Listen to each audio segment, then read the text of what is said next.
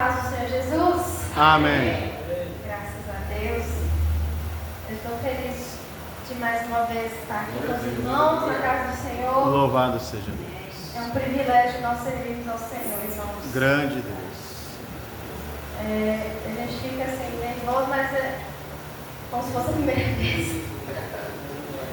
Nem é a primeira vez, né? Mas é um privilégio nós estarmos na presença do Senhor. Louvado seja Deus. Eu nunca recuso, todas as vezes que o pastor me chama para estar aqui.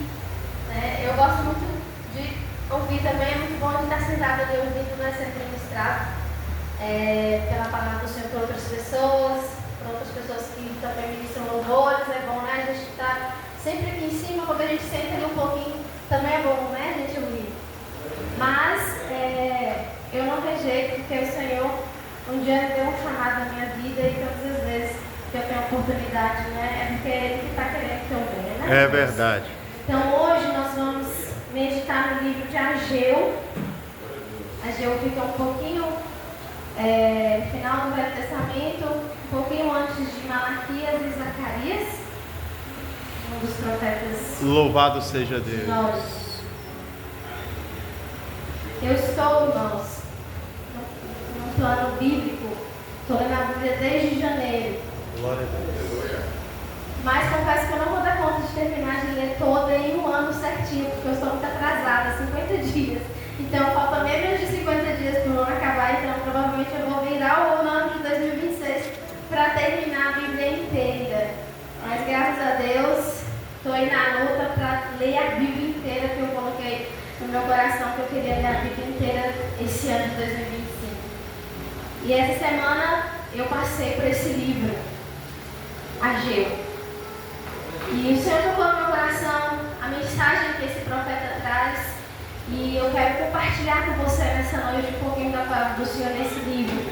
E nós vamos ler Ageu, capítulo 1, do verso 1 ao verso 15. E aí eu já vou lendo para a gente poder adiantar aqui a leitura.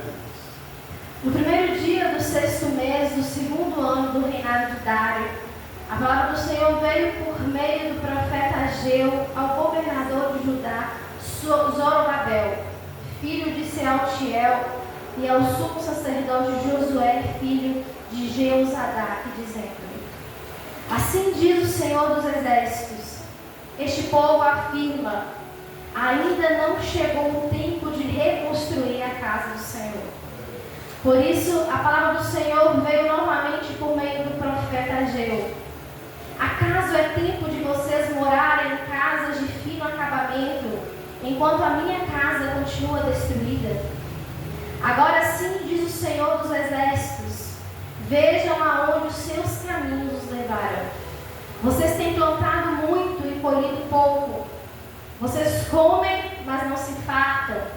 Bebem, mas não se satisfazem. Vestem-se, mas não se aquecem. Aquele que recebe salário, recebe para colocá-lo numa bolsa furada. Assim diz o Senhor dos Exércitos: vejam aonde os seus caminhos os levaram. Subam o monte para trazer madeira. Construa um templo para que eu me alegre e nele seja glorificado, diz o Senhor. Vocês esperavam muito, mas eis que veio pouco. E o que vocês trouxeram para casa eu dissipei com um sopro. E por que eu fiz? Pergunta o Senhor dos Exércitos. Por causa do meu templo que ainda está destruído, enquanto cada um de vocês se ocupa com a sua própria casa. Por isso, por causa de vocês, o céu reteve o orvalho e a terra deixou de dar o seu fruto. Nos campos e nos montes provoquei uma seca que atingiu o trigo, o vinho, o azeite e tudo mais que a terra produz, e também os homens e o gado. O trabalho das mãos de vocês foi prejudicado. Zorobabel, filho de Sealtiel, sumo sacerdote Josué, filho de Jeozadak, e todo o restante do povo obedeceram à voz do Senhor, o seu Deus, por causa das palavras do profeta Ageu, a quem o Senhor, o seu Deus, o enviara. E o povo temeu o Senhor. Então Ageu, o mensageiro do Senhor, trouxe esta mensagem do Senhor para o povo: eu estou com vocês, declara o Senhor. Assim o Senhor encorajou o governador de Judá, Zorobabel, filho de Sealtiel, o sumo sacerdote Josué, filho de Josadac, e todo o restante do povo, e eles começaram a trabalhar no templo do Senhor dos Exércitos, no 24º dia do 6º mês, do 2º ano do reinado de Dário. Amém, irmãos? Podem tomar seus assentos. Grande és o Senhor. Aleluia, Jesus. Irmãos, esse livro, esse profeta Ageu, ele vai surgir na história de Israel no período pós-babilônico. Então nós vamos ver durante a escrita desse livro que esse profeta, o Senhor vai enviar ele para o povo, para falar para o povo, assim que Israel volta para Jerusalém. Então, só rememorando um pouquinho aqui, o que todos nós já sabemos, Israel foi levado cativo pela Babilônia. E de acordo com o que Deus revelava aos seus profetas, ele revelou a Jeremias, o povo ficaria exilado por 70 anos. E foi exatamente isso que aconteceu. E nesse tempo em que o povo é levado cativo, toda a cidade de Jerusalém, todo o território deles é completamente destruído pelos babilônios. Então nós vamos ter aqui um contexto de ruína total. E o templo do Senhor, a casa do Senhor, aquele templo que surgiu o desejo no coração de Davi lá atrás, de construir uma casa para o Senhor, e que Salomão constrói essa casa para o Senhor de maneira esplêndida e maravilhosa, um templo maravilhoso, da forma como Deus colocara no coração do pai dele para que assim o fizesse, esse templo. No momento em que Israel é invadido por permissão do Senhor, é levado cativo, é levado escravizado, os babilônios vão invadir Jerusalém, vão destruir Jerusalém, vão destruir o templo e vai queimar o templo. E vai roubar todos os utensílios da casa do Senhor, tudo que tinha ali dentro, a prata, o ouro e tudo mais, e vai levá-los cativos, escravizados, e todo aquele sofrimento que nós bem conhecemos desse povo durante 70 anos. Deus. E após esse período, irmãos, de 70 anos, assim que no reino babilônico, não sei se os irmãos vão recordar, lá no livro de Daniel, que Nabucodonosor não, o rei ele vai morrer, aquele que escravizou Israel, que levou eles cativos, Belsazar vai tomar o lugar. E quando Belsazar toma o lugar, e ele faz coisas terríveis também diante do Senhor, e Deus não agrada dele, Deus vai entregar Israel para outro reino, que não é mais o Babilônia, não tinha mais Belsazar como rei da Babilônia, e vai entregar Israel para o Império Medo-Persa. E quando Deus permite que outro império ali tome lugar e continue ali escravizando o povo, é nesse período que vai surgir Ciro, o rei, e é esse rei que Deus vai ordenar que libertasse finalmente Israel do cativo e libertasse para que eles voltassem novamente para Jerusalém. E aí ele vai dizer: olha, vocês, judeus, que são cativos aqui na Babilônia há tantos anos, vocês estão livres, podem voltar para a sua terra, podem voltar para a sua casa, quem quiser pode voltar, estão livres.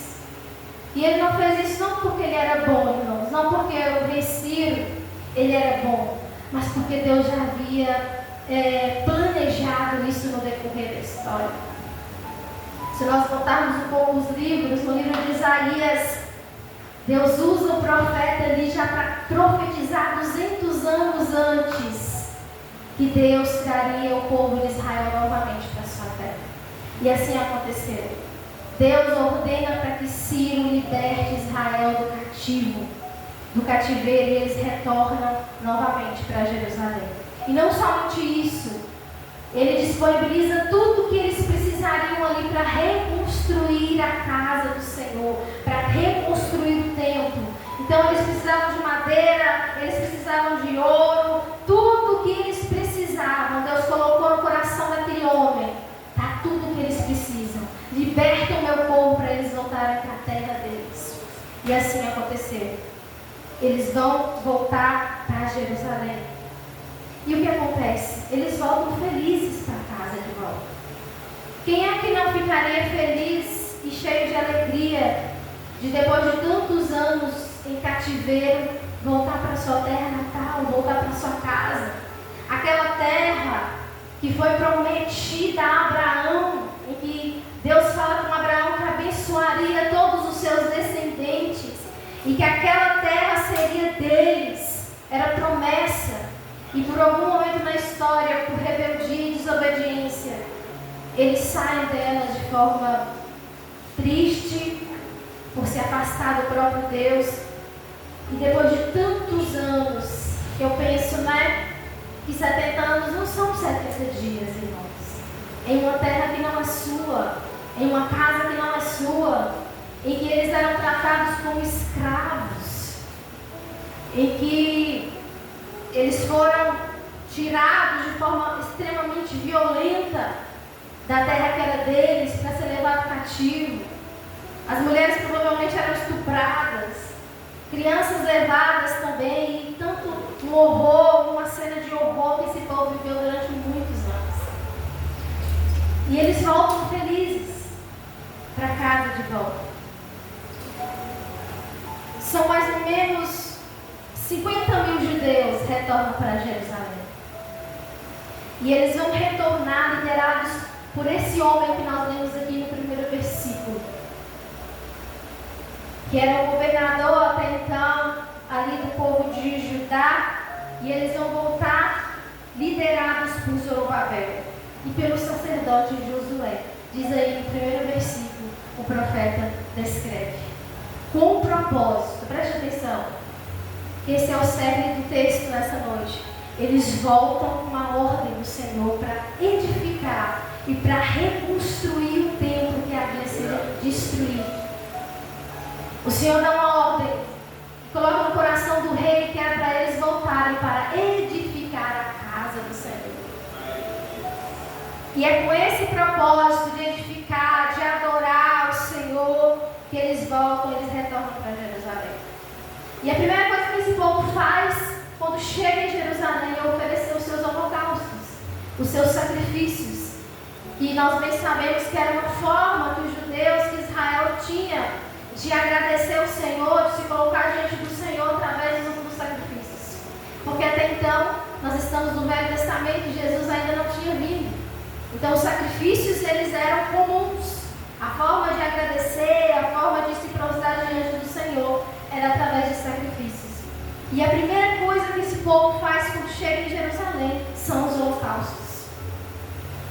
E aí depois de algum tempo, depois de um bem tempo, provavelmente mais ou menos um ano, eles vão começar a lançar os alicerces ali do templo para reconstruí-lo novamente. E lá no livro de Esdras vai descrever exatamente essa cena, exatamente esse momento em que os israelitas ali, eles vão se juntar para a reconstrução do templo do Senhor. E nesse momento ali muitos vão chorar e muitos vão sorrir de alegria. Provavelmente aqueles que choravam eram os mais velhos, porque eles se recordavam de como era o templo do Senhor na época de Salomão. Extremamente suntuoso, esplêndido, maravilhoso, a casa do Senhor. E ali eles choravam lembrando de como ele era e como ele estava agora em ruínas. E os que estavam felizes, muito provavelmente eles estavam felizes, porque eles diziam: o Senhor nos trouxe de volta para casa. O Senhor nos trouxe. Nós estávamos em terras não nossas, estrangeiras, mas o Senhor teve misericórdia de nós e nos trouxe para casa. Só que quando eles chegam ali, na terra deles, em Jerusalém, no lugar deles, já existiam outros povos ali. Porque eles haviam saído, reinos já haviam se dissipado, pessoas já haviam se espalhado. Então existiam pessoas ali que não eram judias. E quando eles começam a reconstruir o templo, e a lançar os alicerces, e a começar a fundamentar ali a obra do Senhor, o propósito pelo qual eles saíram da Babilônia, aquelas pessoas que moravam ali, aquelas pessoas que já estavam ali, eles viraram para eles e disseram: nós também queremos reconstruir o templo, porque o Deus de Israel também é o nosso Deus. Mas os israelitas não aceitam a ajuda desses povos. O governador não aceita, porque na verdade, irmãos, eles não serviam ao Deus de Israel. Eles serviam aos vários deuses que existiam na terra. E o Deus de Israel para eles seria o quê? Mais um Deus.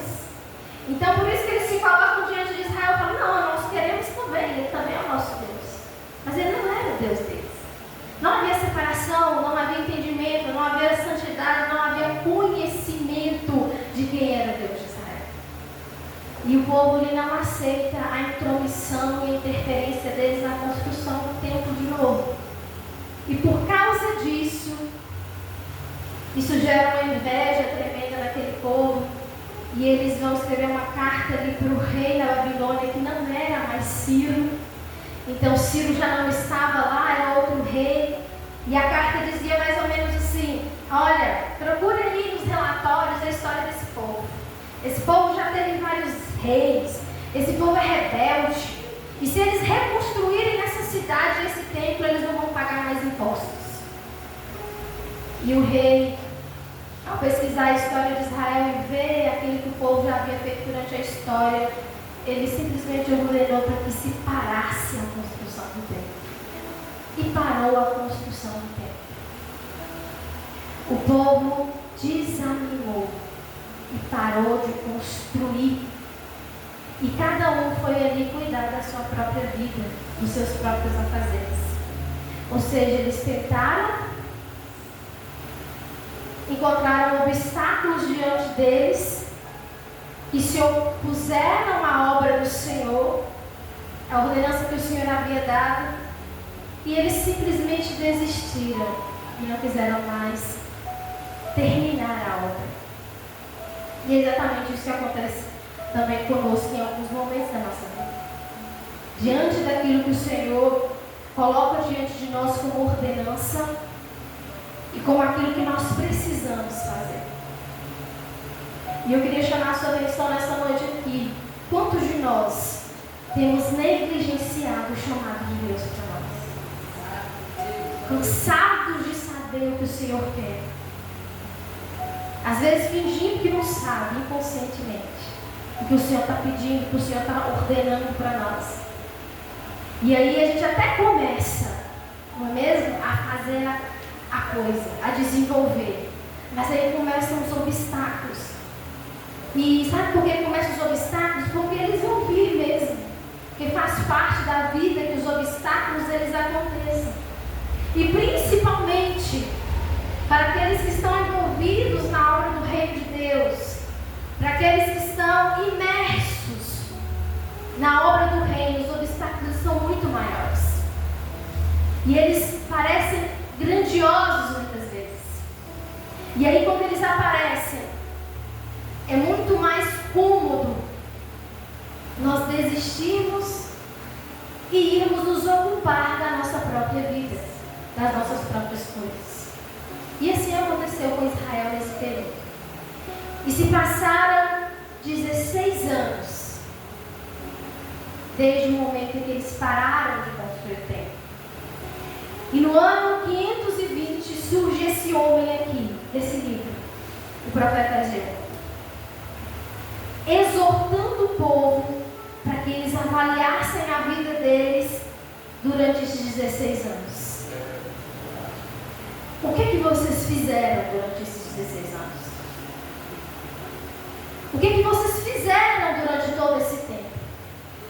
Ao parar a obra que Deus ordenou que se fizesse. O que vocês estão fazendo da vida de vocês?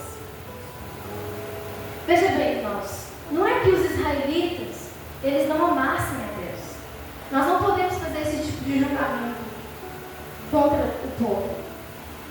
Quando eles retornam da Babilônia para Jerusalém, aquele povo deu um passo de fé. Eu estou retornando para minha casa, eu estou retornando para a terra que o Senhor nos deu, para reconstruir a casa do Senhor.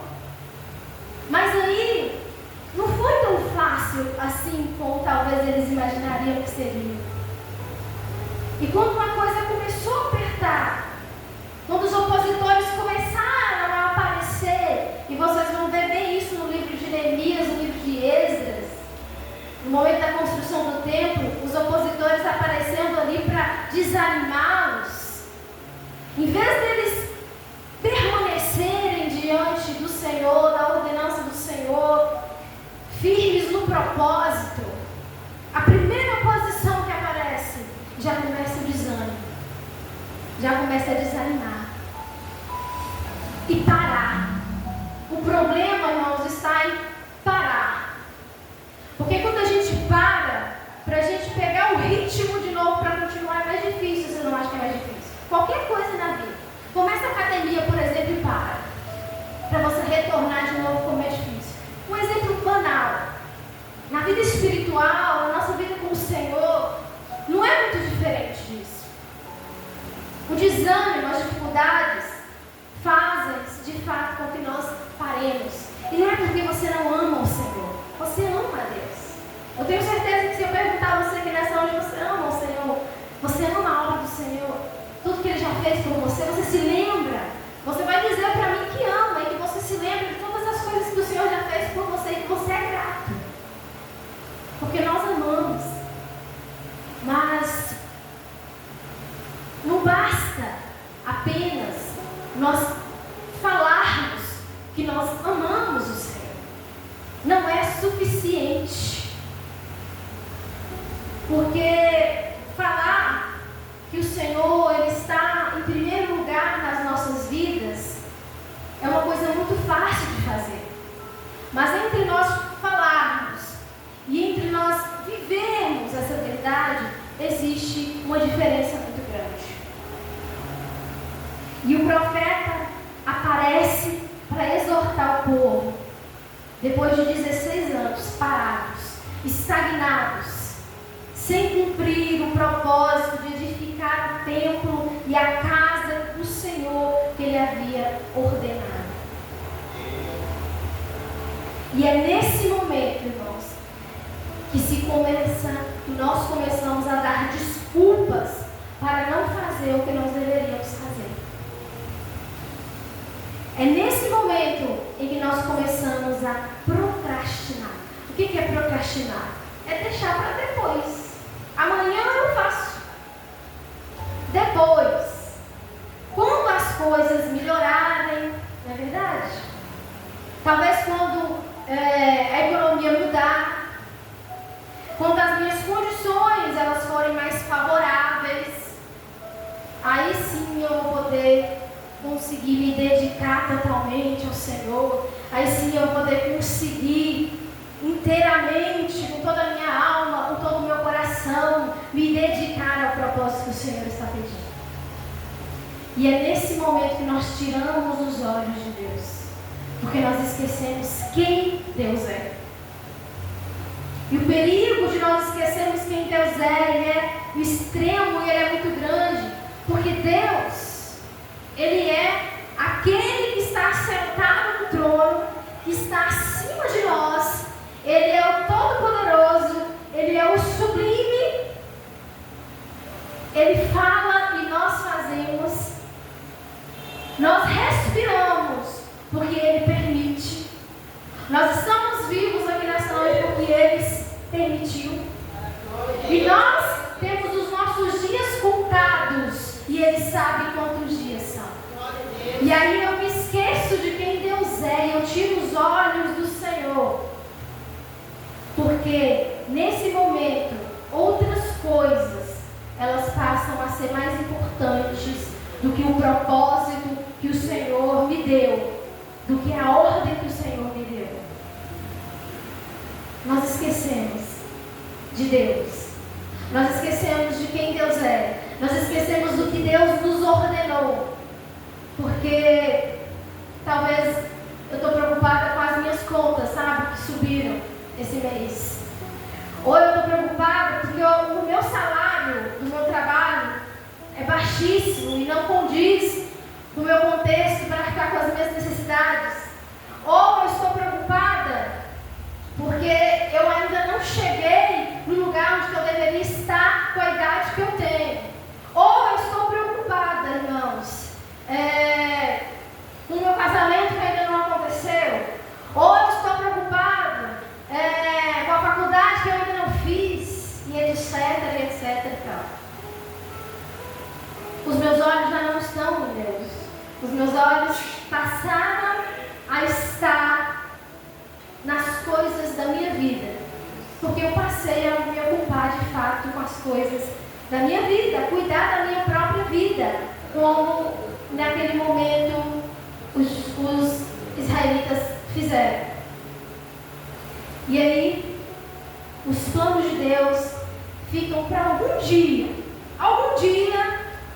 quando eu puder, eu faço.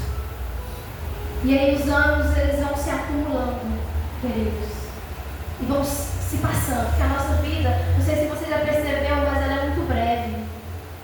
Já tem muitos anos que você nasceu, e nós estamos envelhecendo e rápido, porque o tempo está assim. E aí quando nós percebemos, já se passaram 20, 30, 50 anos, e nós já estamos no fim da vida, e não fizemos nada para o Senhor, e não cumprimos nada do que o Senhor nos pediu para fazer. Então a Ageu aparece com essa mensagem, que ela é extremamente profunda, e ela está mais explícita no verso 3 em diante. 4. Acaso é tempo de vocês morarem em casas de fino acabamento, enquanto a minha casa está destruída? Sabe por que os israelitas estavam preocupados, irmãos? De construírem as suas próprias casas em vez do templo do Senhor. E o texto é bem claro quando diz que eram casas luxuosas. Eles param a construção do templo e eles vão se ocupar do templo deles mesmos, da casa deles. E o Senhor está dizendo assim para o profeta, e para o profeta falar para eles: acaso é tempo de vocês se preocuparem com vocês mesmos? E não em reconstruir a minha casa. Estava acontecendo aqui uma inversão de valores, de prioridades.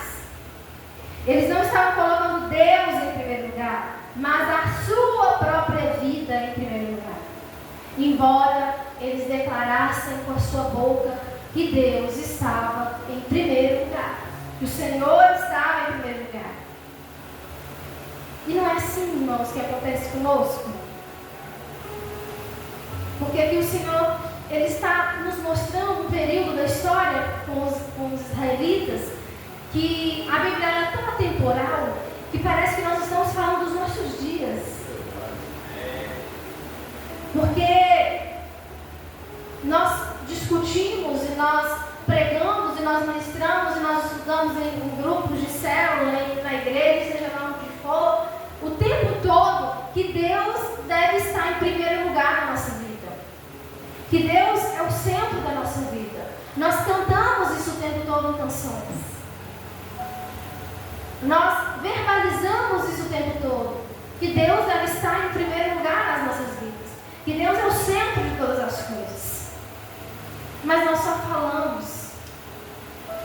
Não passam de palavras vazias. Porque naquele momento, para aquele povo, o que importava era construir a casa deles. Era onde eles iam morar.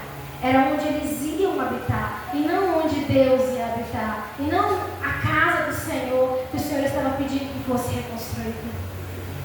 Muitas vezes o que importa para nós é a minha casa. É o meu futuro. É o meu trabalho. É o meu dinheiro. É o tempo todo o meu e o meu. Embora nós saibamos e nós falamos o tempo todo que a primeira parte da nossa vida, que as nossas primícias são do Senhor Jesus. Sabe, querido, no começo, não sei como foi aí o seu encontro com Jesus, mas geralmente é sempre assim nosso primeiro amor. Nós estamos completamente apaixonados pelo Senhor. E aí, no primeiro amor, que é o primeiro fogo, nós queremos fazer tudo para Ele. Nós queremos estar todos os dias na casa do Senhor. Nós queremos estar em todos os trabalhos que existirem na casa do Senhor, seja evangelismo, seja culto na rua, seja estudo, seja EBD. Se for de segunda a sexta, a gente está de segunda a sexta. A gente chega antes do irmão abrir o portão e assim vai. O primeiro amor é assim, ele é intenso. Sabe? O começo da nossa caminhada é sempre emocionante. Nosso tempo, nossa dedicação. Mas aí, o tempo vai passando. O tempo vai passando, vai passando. E estar na casa do Senhor todos os dias não é mais tão interessante. As coisas que nós fazíamos antes para o Senhor, elas passam talvez a ficar um pouco monótonas. Vir ao culto, então, é quando der. Veja bem, irmãos, eu não estou aqui para fazer uma crítica para você, para nada, e nem apontar o dedo na sua cara, e nem dizer que você deveria fazer isso ou fazer aquilo. Eu estou falando a palavra do Senhor. E a palavra do Senhor, ela é isso, a palavra do Senhor nos confronta. E a palavra do Senhor, ela é clara e ela é extremamente objetiva. É quando der. Se no início do nosso primeiro amor a gente edificava a casa do Senhor, a gente edificava o templo, a gente cuidava do templo, a gente estava disposto a fazer tudo para Ele, por causa dele. O tempo vai passando e aí as coisas vão mudando. Aí eu venho até essa casa e eu venho até esse templo quando eu puder. E quando os meus afazeres e quando as minhas coisas tiverem um espaçozinho ali na minha agenda, aí eu vou no culto, eu vou lá naquele dia. E se não estiver chovendo também, porque se estiver chovendo, aí eu não vou de jeito nenhum, porque a chuva atrapalha. Aí nem vem. Porque na prática, ao longo da nossa vida, nós pensamos mais em nós mesmos do que nas coisas de Deus. E não sejamos hipócritas de falar aqui nessa noite que nós não somos assim e que nós não fazemos coisas do tipo. Pare para pensar aí quantas vezes você deixou de vir a este culto para fazer as suas coisas. Porque elas eram importantes demais e eram urgentes demais. Então, o culto e a casa do Senhor pode ficar para depois. Porque as minhas coisas, elas são mais importantes do que as suas coisas. As suas coisas, Senhor. E aí nós pensamos, não, quando na minha vida as coisas começarem a se encaixar, dar tudo certinho, aí tudo vai se encaixar e vai dar certo. Minha agenda, meus dias, meu cronograma, vai dar tudo certo. Irmãos, nunca vai se encaixar. Nossa rotina nunca vai se encaixar. Nossa rotina nunca vai se aperfeiçoar. Nós sempre teremos uma coisa aqui, uma coisa ali, sempre teremos coisas. E Deus está falando, através do profeta, não importa se o seu inimigo ele é grande, israelitas, porque eles estavam preocupados porque havia oposições e eram homens poderosos e eram isso e era aquilo. E Deus está falando, não importa o que os seus inimigos estão dizendo.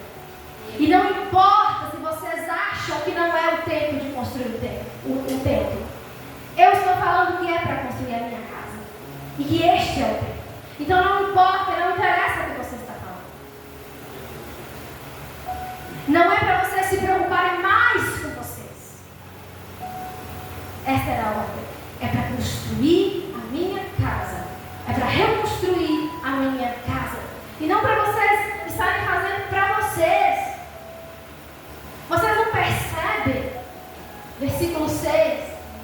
Que vocês plantam muito, mas não colhem quase nada? Que vocês comem, mas não se fartam? Que vocês bebem, mas não se satisfazem?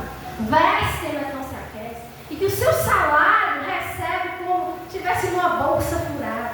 Irmãos, não adianta você não vir no culto para se preocupar com seus afazeres, correndo atrás do vento. Correndo atrás do vento. Porque você pode se ocupar, nós podemos nos ocupar com as nossas coisas e vamos estar no mesmo lugar.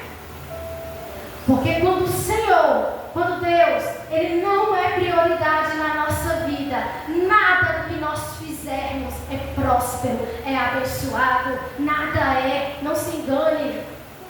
Se Deus, Ele não está no topo da minha vida, se de fato Ele não é o centro da minha vida, eu sempre estou deixando Ele para depois, eu sempre estou deixando Ele para algum dia, para algum momento, não se engane. Você não vai ficar mais rico, seu salário não vai multiplicar, porque Deus não é prioridade na sua vida. Quem abençoa o nosso trabalho é o Senhor.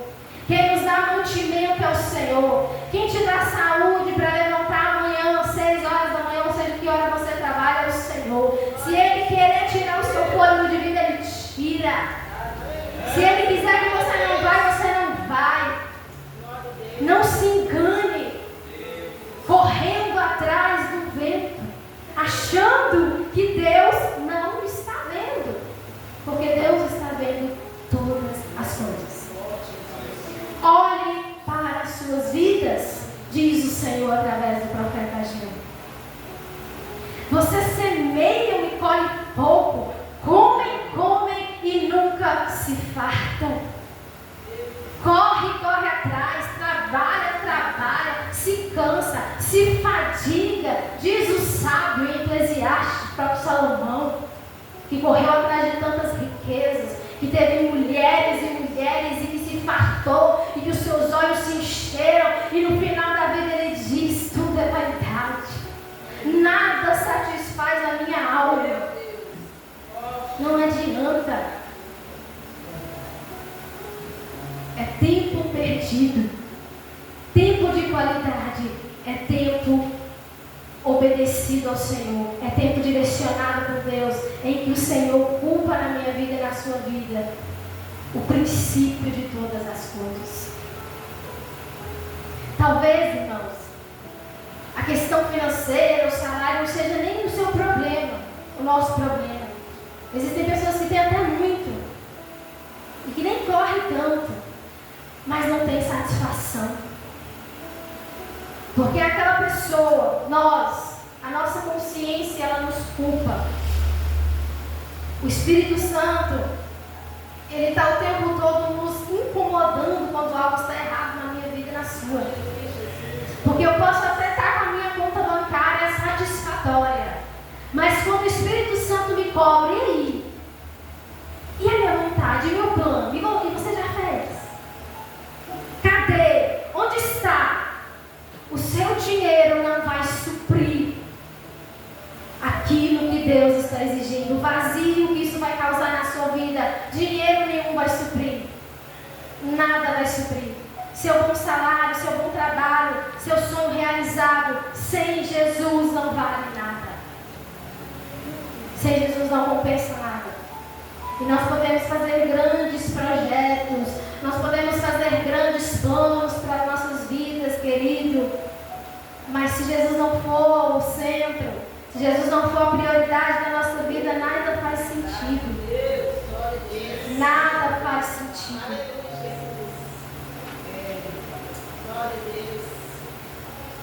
E é claro, querido, que nós precisamos analisar a nossa vida. Como o Senhor está falando, analise a vida de vocês. Esse texto e essa palavra nessa noite é para que nós analisemos a nossa vida. Para que nós saiamos daqui entendendo o que nós temos feito. Eu não sei quantos anos se passaram na sua vida. Para Israel tinha passado 16 anos, onde eles pararam. Eu não sei onde você parou. Ou se talvez nem começou, não sei. Mas você sabe quantos anos já se passaram desde que o Senhor mostrou e ordenou para que você não ficasse estagnado. Você sabe. E o Senhor está dizendo para nós nessa noite: analise a sua vida e as suas prioridades. É claro que as nossas prioridades elas devem ser equilibradas. Porque Deus não quer nenhuma loucura no meio de nós, irmãos. É claro que a prioridade é Deus, família, igreja, trabalho e etc. Entendeu aí a ordem? Deus, família, igreja, trabalho e o restante das outras coisas. É essa a nossa ordem de prioridades. E é lógico que você não vai passar 24 horas dentro da igreja e negligenciar a sua família. Porque senão você vai perder seu casamento, vai perder seus filhos por falta de comunhão, de afeto, de tempo de qualidade. Deus não está falando isso conosco. Não entenda mal. Acontece que a nossa geração atual, essa que nós vivemos, que eu considero que está pior do que Sodoma e Gomorra, passou a negligenciar o templo do Senhor, passou a negligenciar a igreja como se fosse algo sem importância. Não tem problema nenhum eu congregar em casa, eu ficar em casa e fazer o culto em casa. Deus está lá também, não tem problema. É lógico que não tem problema você fazer seu culto doméstico. Você, muito pelo contrário, é uma bênção você fazer isso na sua casa, fazer momentos devocionais e chamar a presença do Espírito Santo para dentro da sua casa. Deus quer isso mesmo. Mas nós não podemos negligenciar a construção do templo. Você está entendendo nessa noite o que o Senhor está falando de reconstruir? Nós não podemos negligenciar a igreja, que é o corpo. Eu posso fazer culto na minha casa, mas eu preciso vir à igreja. O Senhor requer isso de nós, que nós congreguemos, que nós sejamos uns com os outros, que nós ajudemos nossas lideranças, que nós estejamos nesse lugar, construindo, reconstruindo esse lugar. Não é para você ficar na sua casa, é para você vir para cá, é para você pegar as armas espirituais, é se imergir no trabalho do reino de Deus, começando aqui dentro. Porque nenhum trabalho que nós formos fazer lá fora, se essa casa não estiver reconstruída, se essa casa não estiver ajustada, nada que nós fizermos lá fora vai ter sentido. Porque a cura, a transformação, ela tem que começar aqui dentro. E você lá na sua casa, sentado no sofá, você não vai ajudar no processo. Você não vai ser um com o restante. Você não vai ser um com o corpo. Então, é nítido que o valor que nós damos à casa de Deus significa o valor que nós damos ao próprio Deus. Eu não estou falando aqui que você que não vem à casa do Senhor por motivo justo, de trabalho, de doença, seja o que for, tudo bem, você não pode vir. Mas nós, muitas vezes, que deixamos de estar na casa do Senhor, porque por motivos banais, eu não estou fazendo nada na minha casa. Eu não tenho compromisso algum, mas eu não venho porque eu não quero vir. Porque talvez as minhas coisinhas lá, as coisas que eu tenho que resolver para o dia de amanhã cedo, elas são mais importantes do que estar na casa do Senhor. O valor que nós damos à casa de Deus representa o valor que nós damos a Deus. E eu sinto muito, se talvez para você é muito pesado ouvir isso nessa noite, mas se você fica na sua casa porque você não quer vir, Deus não é o primeiro lugar da sua vida. Deus não está no centro da sua vida. Porque se Deus estivesse em primeiro lugar na sua vida, nada é mais importante do que Ele. Nada é mais importante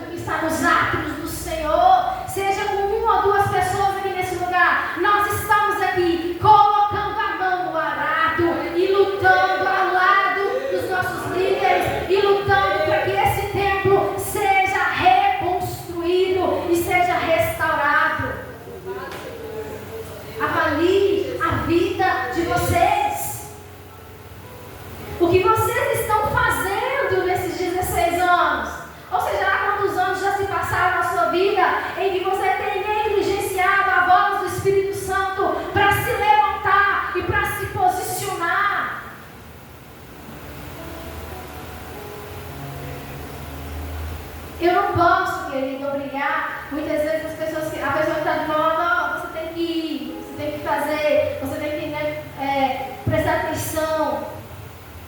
Porque o próprio Deus, quando você conhece a palavra do Senhor, talvez até nem conhece muito profundamente não, é superficial, mas conhece o suficiente para saber que você está cometendo pecado, está cometendo ingratidão diante do Senhor. O próprio Espírito Santo, uma hora ou outra, vai te incomodar.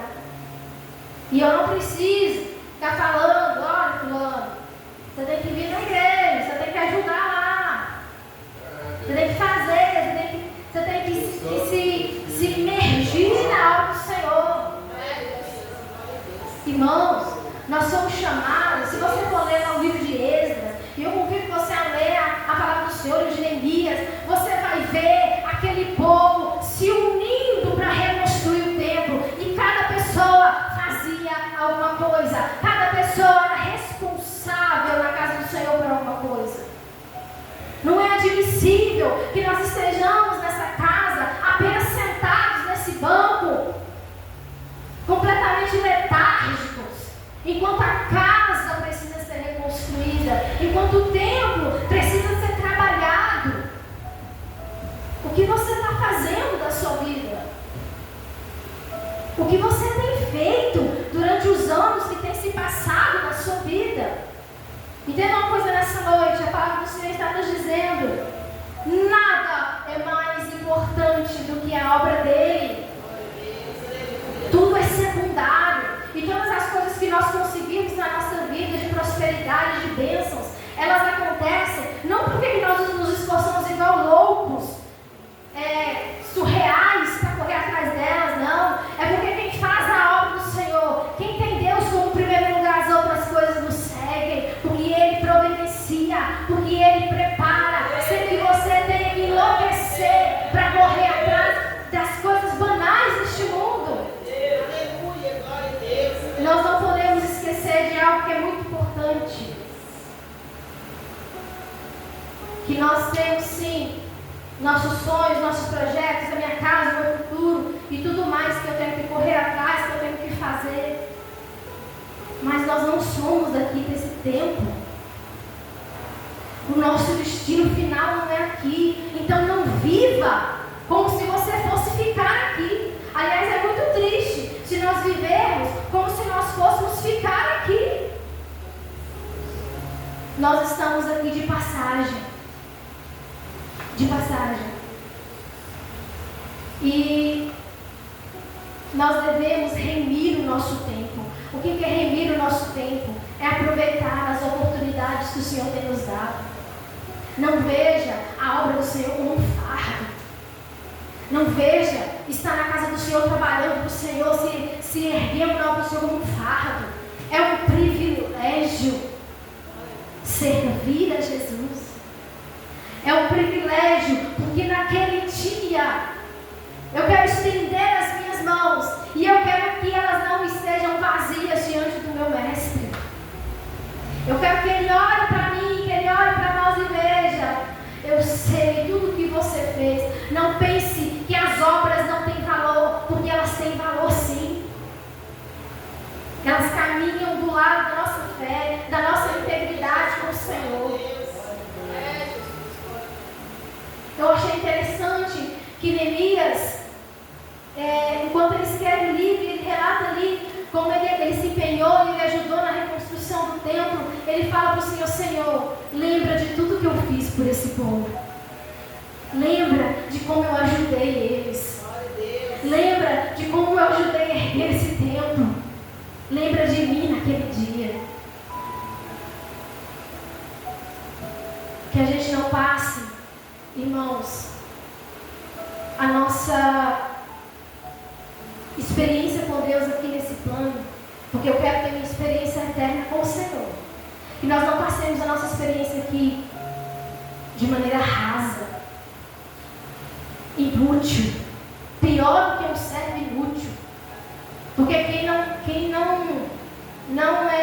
tem desejo, o seu coração não queima pela obra do reino, por se imergir Quem não anseia por reconstruir as bases.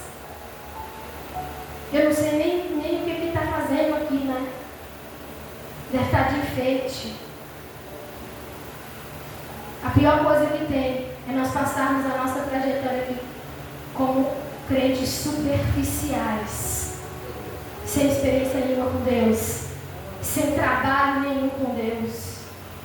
Deus não quer ninguém prostrado porque quer. Não estou falando que tem gente que está prostrado porque tem gente que passa por problemas difíceis na vida e se prostra e precisa das nossas orações para Deus levantar. Eu estou dizendo de pessoas que estão prostradas porque querem estar prostradas, por preguiça, porque não tem interesse, porque não vem, porque não quer, porque não se envolve, porque não quer, porque vem quando der, quando vem quando quiser. Deus não quer esse tipo de trabalho na obra vazio. E por isso que Ele está falando conosco nessa noite. Avalie a vida de vocês. E não sou eu que estou falando isso, irmãos. É a palavra do Senhor que está falando comigo e com você. Então eu não estou aqui para te julgar porque você não vem na igreja. Quem te julga é o próprio Espírito Santo. É o próprio Deus que nos julga e nos chama a atenção. Então que você saia daqui nessa noite, não com raiva de mim, porque a palavra não é minha, a palavra é do Senhor Jesus. E que o Espírito Santo possa fazer a obra muito maior na sua vida que você precisa. O que você necessita nessa noite para se reerguer e colocar a mão no arado, literalmente, irmãos. Reconstrua o templo do Senhor. Reconstrua a casa do Senhor, amém? Deus te abençoe. Em nome de Jesus, eu não vou orar porque já passou da hora, mas Deus abençoe sua vida em nome de Jesus. Que a palavra do Senhor ela gere muito mais frutos e frutifique aí o seu coração, amém?